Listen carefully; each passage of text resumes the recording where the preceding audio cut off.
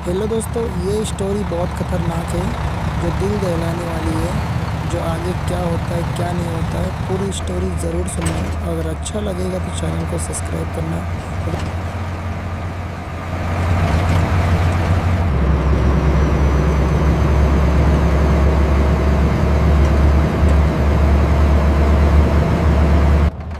Duty चाहे जहां की हो, सफर अपने लोगों के साथ हो तो थकान महसूस ही नहीं होती।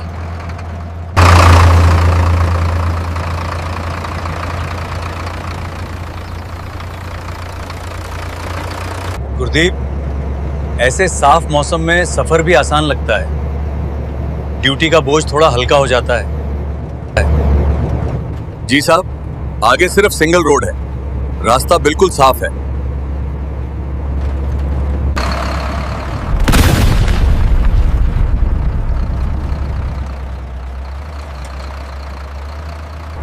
साहब, पीछे कुछ हलचल दिख रही है, मैं जरा ध्यान से देख रहा हूं। गुरदीप, रफ्तार कम रखो, रास्ता अपने आप बन जाएगा। उन्हें जगह दे दो, हमें किसी से रेस नहीं लगानी, हम अपनी लेन में रहेंगे।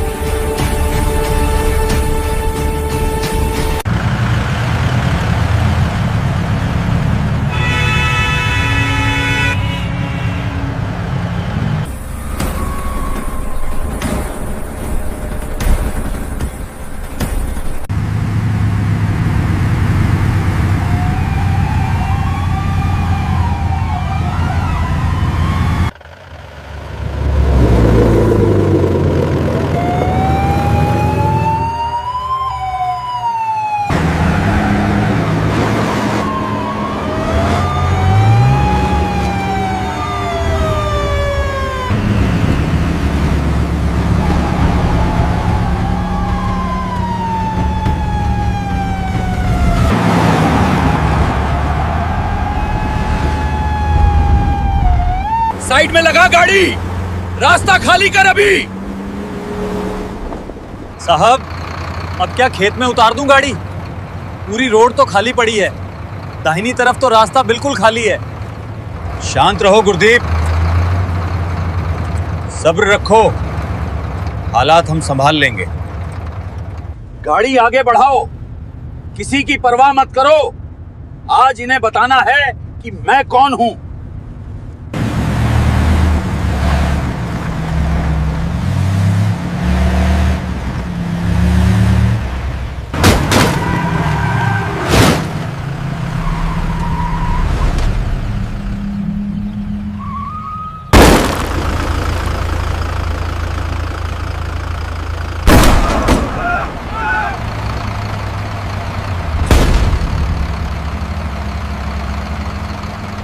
नीचे मत उतरना, पहले स्थिति को समझने दो।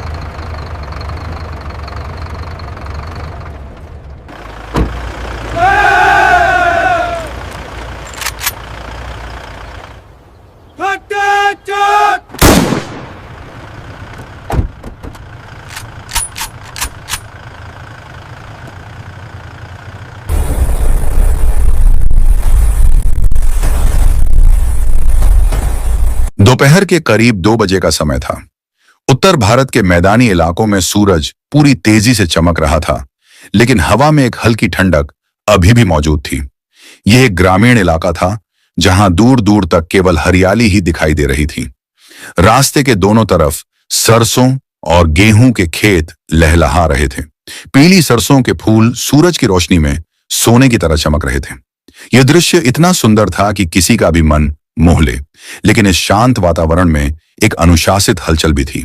इस संकरे लेकिन पक्के रास्ते पर भारतीय सेना का एक ऑलिव ग्रीन रंग का 2.5 टन का ट्रक अपनी तय गति से आगे चल रहा था।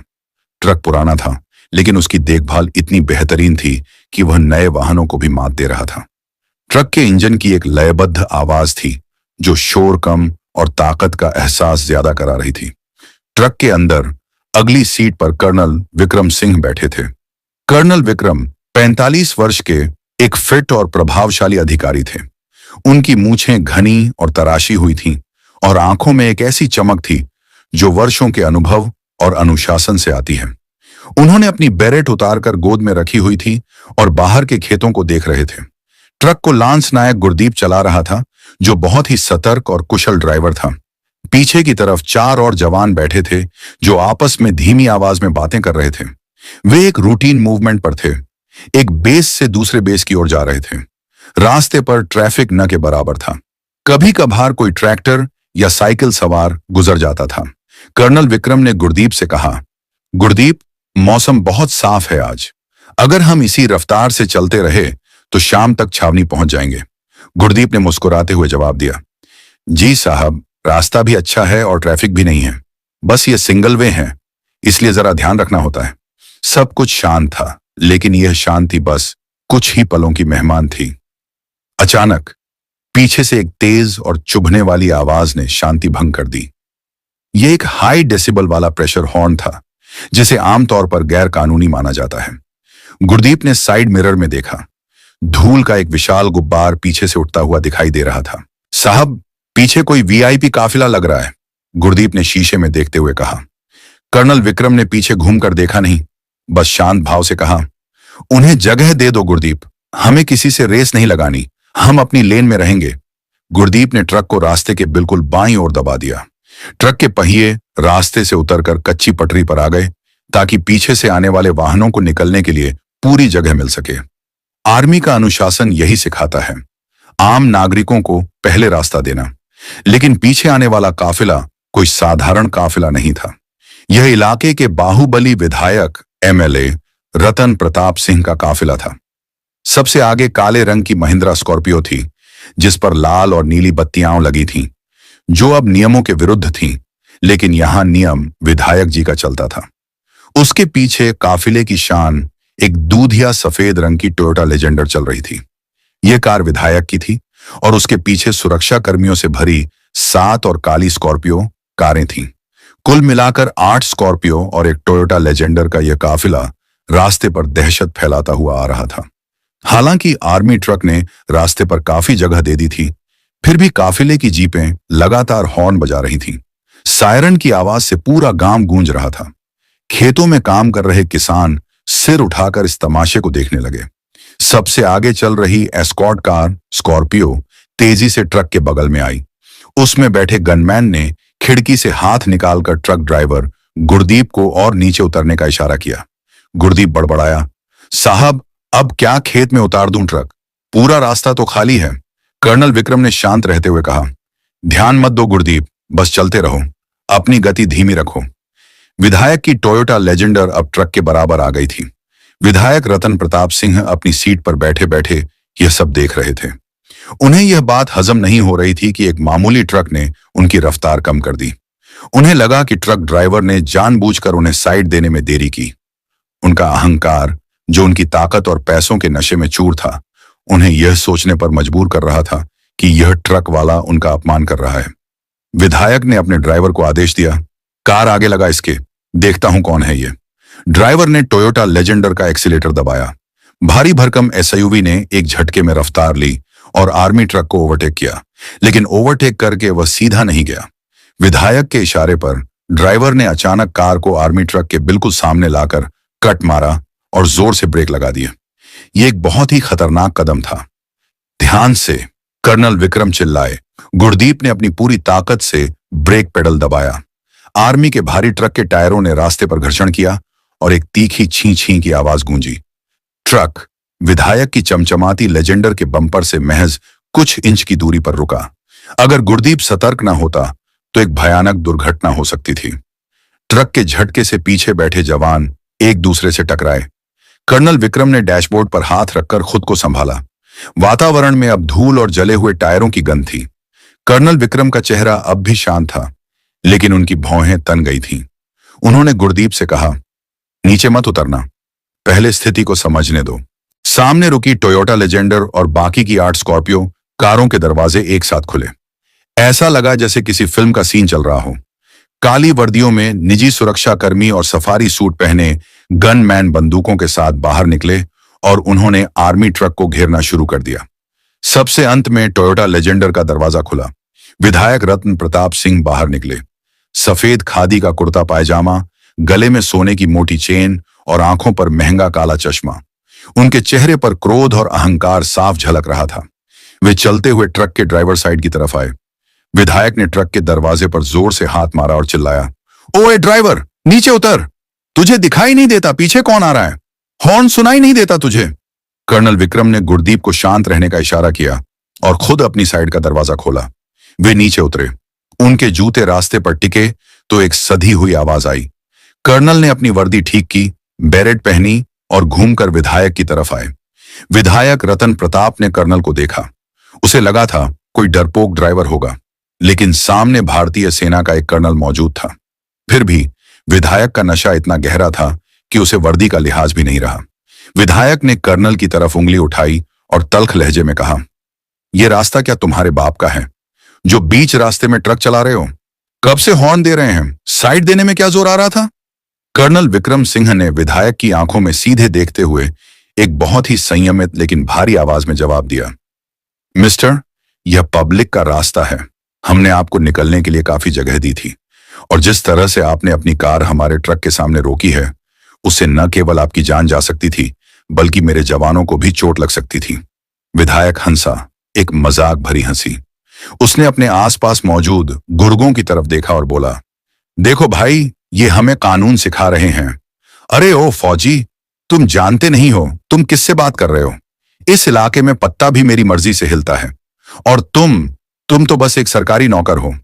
कर्नल ने अपना आपा नहीं खोया। मैं भारतीय सेना का अधिकारी हूं और हम देश के नौकर हैं, किसी व्यक्ति विशेष के नहीं। आप अपनी कारें हटा लें और हमें जाने दें। विधायक का गुस्सा 7वें आसमान पर पहुंच गया। उसे यह बर्दाश्त नहीं था कि कोई उसके सामने इतनी बेबाकी से बोले, वो भी उसकी अपनी इलाकाई जमीन पर। विधायक एक कदम आगे आया और कर्नल के कंधे पर उंगली रखते हुए कहा, तुम्हारे जैसे 2 कौड़ी के कर्नल मैंने बहुत देखे हैं। अभी यहां सबके सामने तुम्हारी वर्दी उतरवा दूंगा। समझ रहे हो? इतनी बेइज्जती करूंगा कि इस रास्ते पर भीख मांगते फिरोगे। ये सुनते ही ट्रक के पीछे से बाकी 4 जवान भी अपने इंसास राइफलों के साथ नीचे कूद पड़े। अपने कर्नल की बेइज्जती उनसे बर्दाश्त नहीं हो रही थी। उन्होंने अपनी राइफलें सीधी तो नहीं की, लेकिन उनकी उंगलियां मजबूत हो गई थीं। माहौल एकदम तनावपूर्ण हो गया था। एक तरफ 30 से 40 हथियारबंद निजी गुंडे और दूसरी तरफ 5 से 6 अनुशासित फौजी। रास्ते के दोनों तरफ खेतों में काम करने वाले लोग अब किनारे जमा होने लगे थे।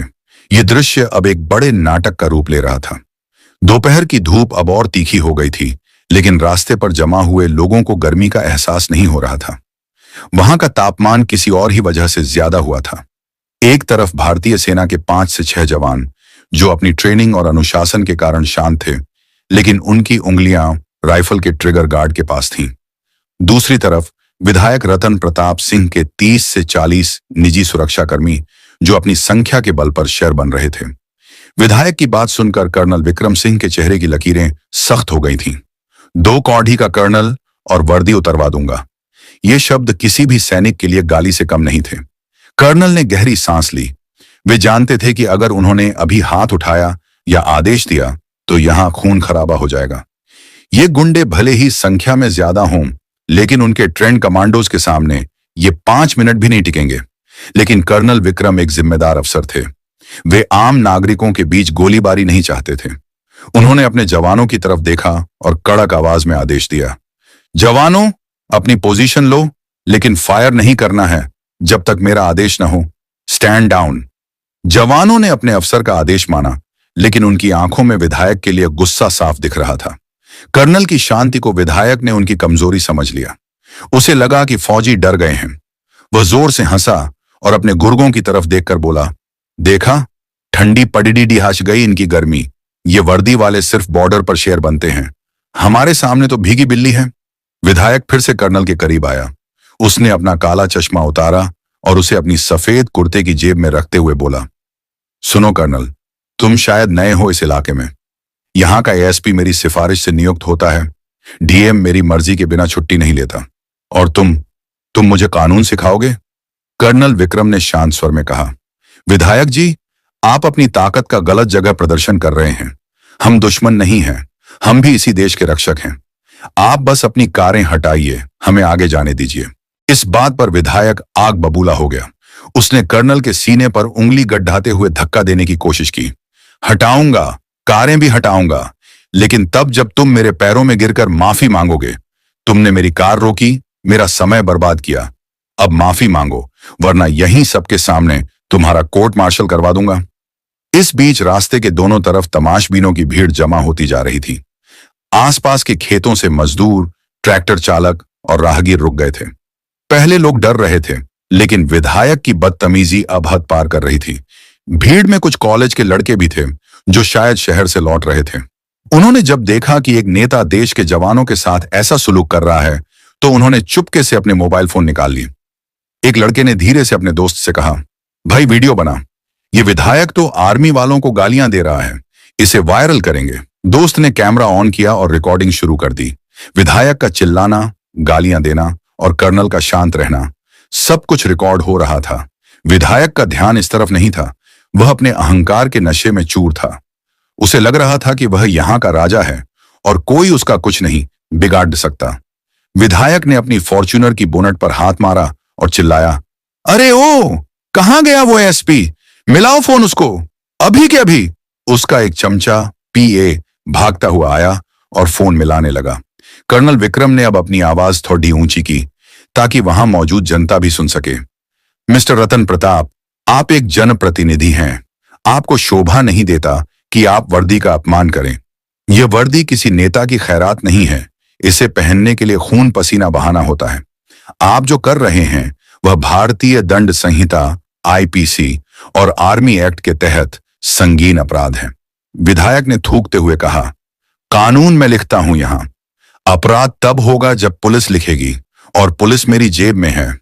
विधायक ने फिर एक भद्दी गाली दी। यह गाली सुनकर लांस नायक गुरदीप का सब्र टूट गया। वह आगे आया, साहब बस बहुत हो गया, एक हुक्म दीजिए, इसकी हेकदी अभी निकाल देते हैं। कर्नल ने गुरदीप का हाथ थामकर उसे रोक दिया। नहीं गुरदीप, हम कानून हाथ में नहीं लेंगे, इसका जवाब कानून ही देगा, संयम रखो। विधायक ने गुरदीप को आगे आते देखा तो वह और भी आक्रामक हो गया। आ ना, मार मुझे, हाथ लगा के दिखा। अगर तूने मुझे उंगली भी लगाई ना तो पूरे खानदान को जेल में सर ढवा दूंगा। लगभग 20 से 25 मिनट हो चुके थे। जाम लग गया था। विधायक न तो आगे जा रहा था और न ही आर्मी ट्रक को जाने दे रहा था। वह बस अपनी ताकत का प्रदर्शन कर रहा था। कर्नल विक्रम समझ चुके थे कि बातों से यह आदमी नहीं मानने वाला। कर्नल ने धीरे से अपनी जेब से अपना वॉकी टॉकी निकाला। उन्होंने सोचा कि अब लोकल पुलिस या हेडक्वार्टर को सूचित करने का समय आ गया है। जैसे ही उन्होंने वॉकी टॉकी ऑन किया, विधायक ने झपट्टा मारकर उसे छीनने की कोशिश की। किसे फोन कर रहा है बे? रख इसे नीचे। कर्नल ने फुर्ती से अपना हाथ पीछे किया और विधायक का हाथ हवा में ही रह गया। कर्नल की आंखों में अब अंगारे दहक रहे थे। उन्होंने बहुत ही धीमी और खतरनाक आवाज में कहा, हाथ मत लगाना विधायक जी। अब तक मैं एक नागरिक से बात कर रहा था, लेकिन अगर आपने सरकारी संपत्ति या वर्दी को हाथ लगाया तो मैं भूल जाऊंगा कि आप नेता हैं। फिर मैं वही करूंगा जो एक सैनिक दुश्मन के साथ करता है।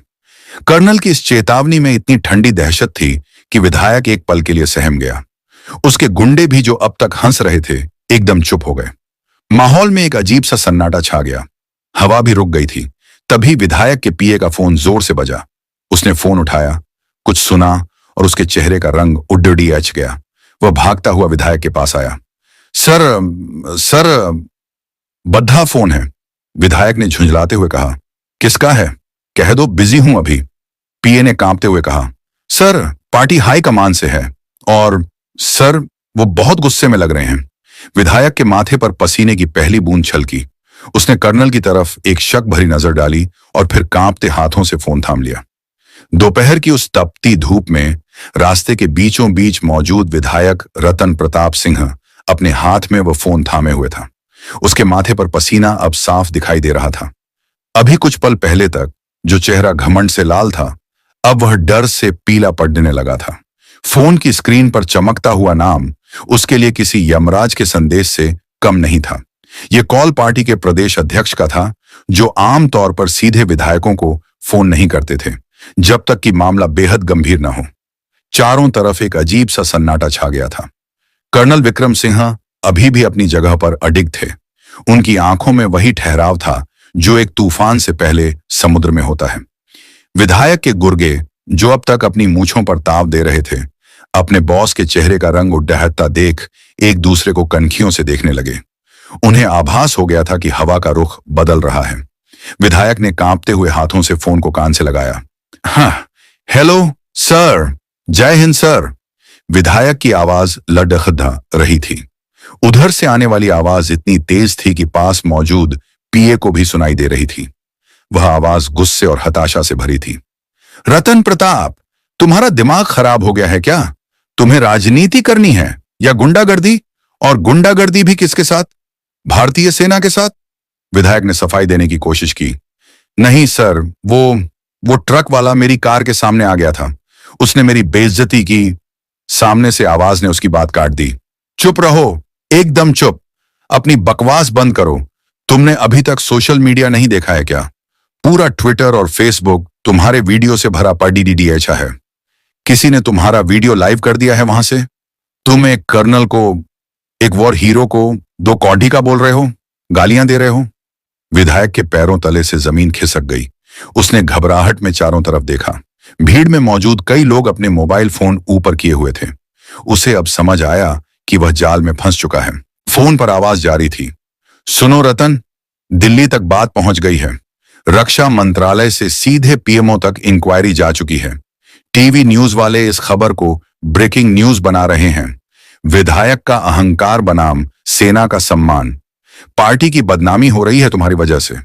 ऊपर से ऑर्डर आया है, अगर अगले 10 मिनट में मामला शांत नहीं हुआ और प्रशासन ने रिपोर्ट नहीं भेजी तो तुम्हारा टिकट तो कटेगा ही, जेल भी जाओगे। सर, मैं क्या करूं? मुझे बचाइए, विधायक ने प्रार्थना की। अब हम कुछ नहीं कर सकते। डीएम और एसपी रास्ते में हैं। जो वो कहें चुपचाप मान लेना। और हाँ, उस कर्नल से उलझने की अब एक और गलती मत करना, वरना पार्टी तुम्हें पहचानने से भी इनकार कर देगी। फोन कट गया। विधायक के हाथ से फोन लगभग छूटने ही वाला था। टूटी टूटी आवाज, टिकट कटेगा, जेल, उसके कानों में गूंज रहा था।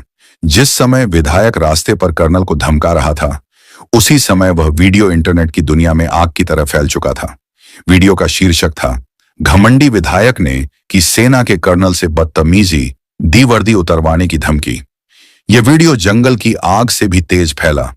रिटायर्ड जनरलों ने ट्वीट कर लिखा, यह देश के रक्षकों का अपमान है। ऐसे नेताओं पर देशद्रोह का मुकदमा चलना चाहिए। आम जनता के कमेंट्स की भरमार हो गई थी। लोग विधायक की गिरफ्तारी की मांग कर रहे थे। न्यूज चैनल्स ने अपनी स्क्रीन पर 2 विंडो खोल दी थी। एक तरफ विधायक का पुराना भाषण और दूसरी तरफ यह वीडियो जहां वह गालियां दे रहा था। एंकर चिल्ला चिल्ला कर पूछ रहे थे, क्या खादी को वर्दी के अपमान का हक है? दबाव इतना ज्यादा हो गया था कि राज्य के मुख्यमंत्री को खुद संज्ञान लेना पड़ा। उन्होंने तुरंत डीजीपी और चीफ सेक्रेटरी को बुलाया और सख्त आदेश दिए, कानून सबके लिए बराबर है, चाहे वो हमारा विधायक ही क्यों ना हो। अगर सेना का अपमान हुआ है तो सख्त कार्रवाई होनी चाहिए। वापस रास्ते पर विधायक रतन प्रताप की हालत पतली थी। उसका नशा पूरी तरह उतर चुका था।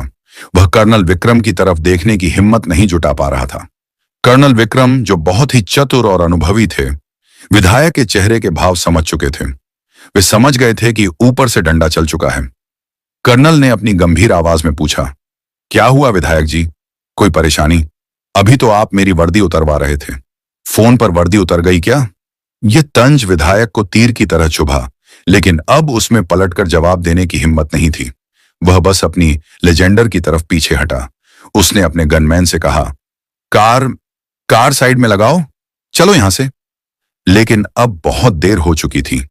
दूर से फिर सायरन की आवाज आई, लेकिन इस बार यह किसी वीआईपी काफिले का हूटर नहीं था। यह पुलिस और प्रशासन के सख्त सायरन थे। रास्ते के दोनों छोर से धूल उड़ाती हुई पुलिस की जीपें आ रही थीं। एक तरफ से जिले के एसएसपी की टाटा सफारी और दूसरी तरफ से डीएम की कार। उनके पीछे पुलिस की वैन थी, जिनमें से दर्जनों पुलिस वाले लाठियां और हथियार लेकर कूद पड़े। भीड़ इधर उधर हो गई। पुलिस ने आते ही रास्ते को कोर्डन ऑफ कर दिया। विधायक के निजी सुरक्षाकर्मी, जो कुछ देर पहले तक शेर बने हुए थे, पुलिस को इतनी बड़ी तादाद में देखकर अपनी बंदूकें छिपाने लगे और पीछे हटने लगे। डीएम, एक युवा आईएएस अधिकारी, अपनी कार से उतरे। उनके साथ एसएसपी, एक डीडीएच के आईपीएस अधिकारी भी थे। दोनों अधिकारियों के चेहरे पर तनाव और गंभीरता थी। वे सीधे घटनास्थल पर पहुंचे। विधायक रतन प्रताप को लगा कि अब प्रशासन आ गया है तो शायद कोई बीच बचाव हो जाएगा। वह बनावटी मुस्कान लेकर आगे आया। अरे डीएम साहब, आइए आइए, देखिए ना, ये आर्मी वाले कब से रास्ता जाम करके मौजूद हैं। मुझे जाने भी नहीं। डीएम ने विधायक की तरफ देखा तक नहीं।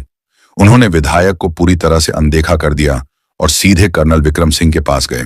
डीएम और एसएसपी दोनों ने एडीएम, जोधी और कर्नल को एक स्मार्ट सैल्यूट किया। Good afternoon colonel sir, IENNM sorry for the inconvenience. असुविधा के लिए माफी चाहते हैं, डीएम ने बहुत ही सम्मान के साथ कहा। कर्नल विक्रम ने प्रति सैल्यूट किया और हाथ मिलाया।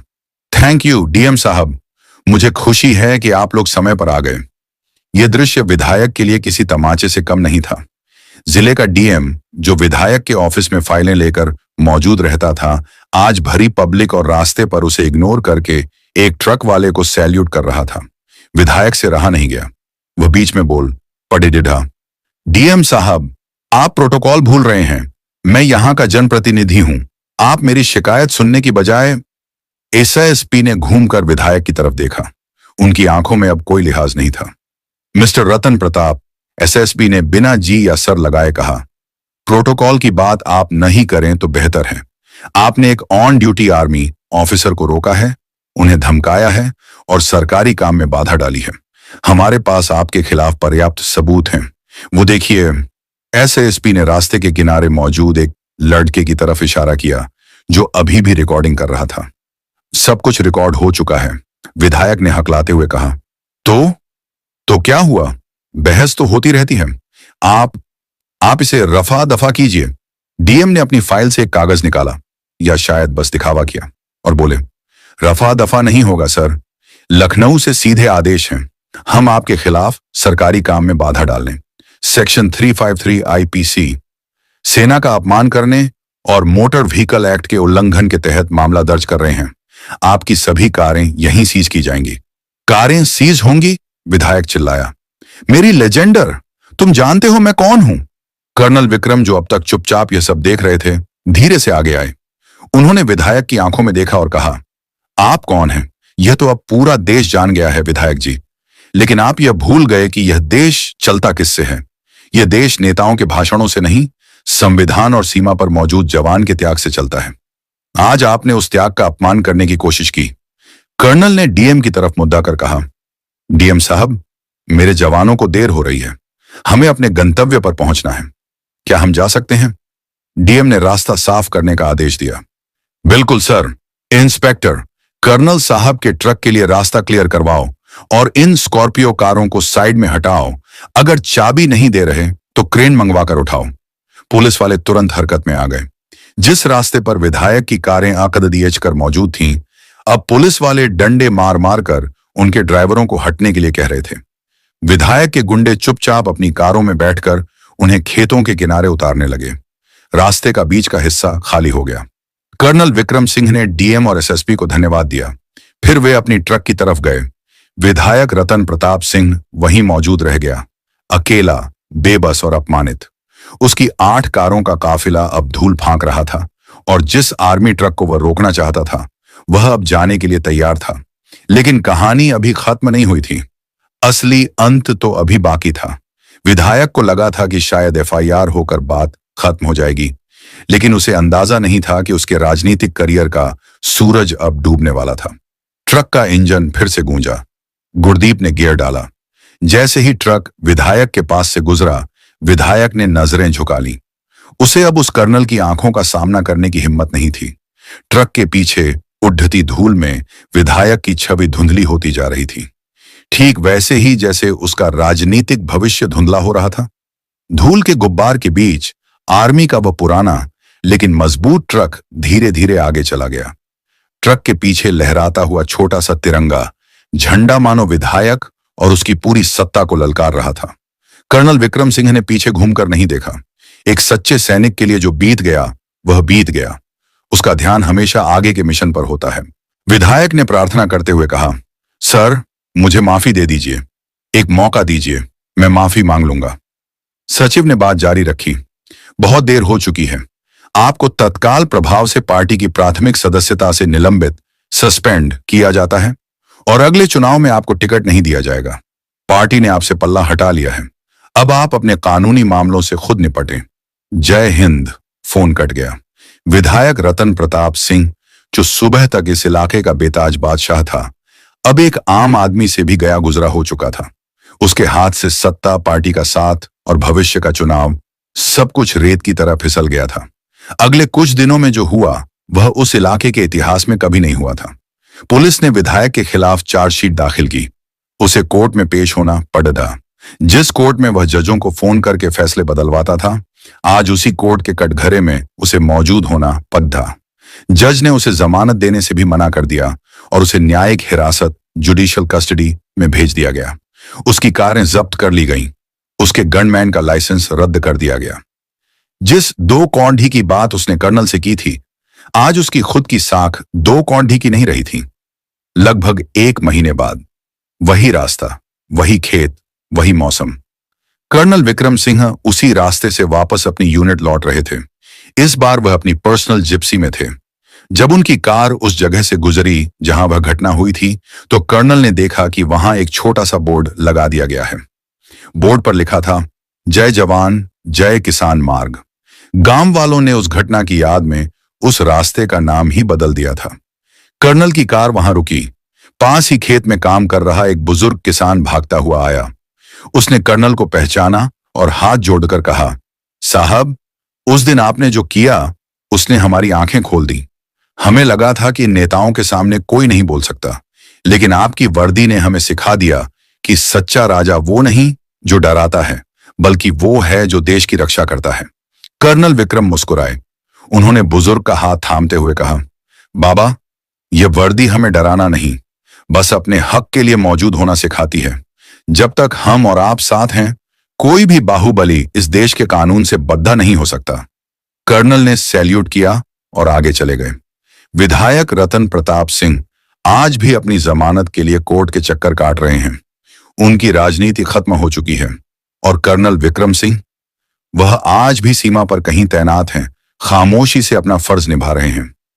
दोस्तों, मेरा अनुभव यह कहता है कि पद और कुर्सी तो किराए की होती है, आज है, कल नहीं होगी, लेकिन आपका व्यवहार और आपका चरित्र, वो आपकी अपनी कमाई है। दोस्तों, पद चला जाता है, ताकत छिन जाती है, लेकिन इंसान का चरित्र हमेशा उसके साथ रहता है।